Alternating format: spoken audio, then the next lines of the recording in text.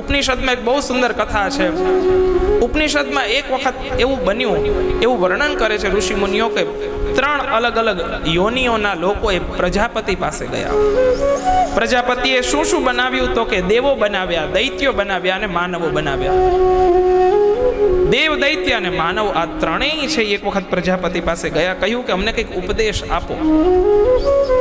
પ્રજાપતિ છે એ થોડા આપણી જેમ 4:30-5 ઉઠેલા, થોડીક વધારે ગરમી હશે એટલે આંખ થોડીક આમ બંધ ચાલુ થતી હતી. પ્રજાપતિએ બહુ લાંબો ઉપદેશ આપવાનો ન વિચાર કર્યો, ખાલી એટલું જ કહ્યું દ.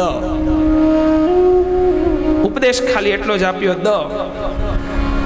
આ ત્રણેય વિચાર કરે કે દેવો, દાનવો અને માનવો કે શું આ દ એટલે શું, આપણે શું આમાંથી લેવું? વિચાર કરવા લાગ્યા કે આપણને ત્રણેયને એક જ ઉપદેશ આપ્યો, એનો કંઈક અર્થ હોવો જોઈએ. દેવોએ વિચાર કર્યો કે આપણે બહુ ભોગ કરીએ છીએ, આપણે જે વસ્તુ એક વખત પણ પામી એટલે વારંવાર જે શ્રેષ્ઠ સામગ્રીઓ છે બધી મારી છે એવું માનીને આપણે એને ભોગવવા માટે હંમેશા લાગેલા રહીએ છીએ. એટલા માટે પ્રજાપતિ આપણને દ ઉપરથી કહ્યું દમન.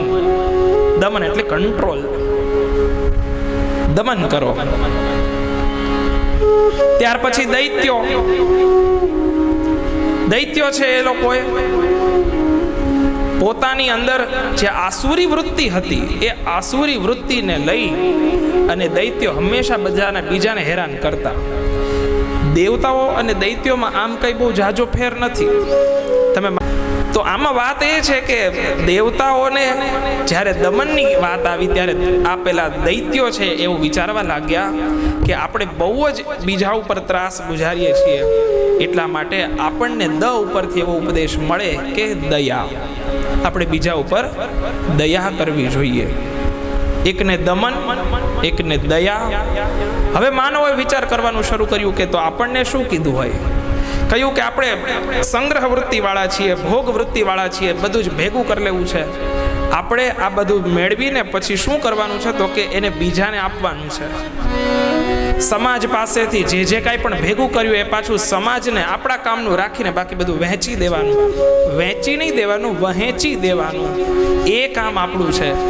એટલા માટે આપણને પ્રજાપતિએ ઉપદેશ આપ્યો છે દાન. દેવતાઓને દમન, દૈત્યોને દયા અને માનવોને દાન. આવા 3 પ્રકારના ઉપદેશ દ ઉપરથી આપ્યા. દ દ દ ઇતિ.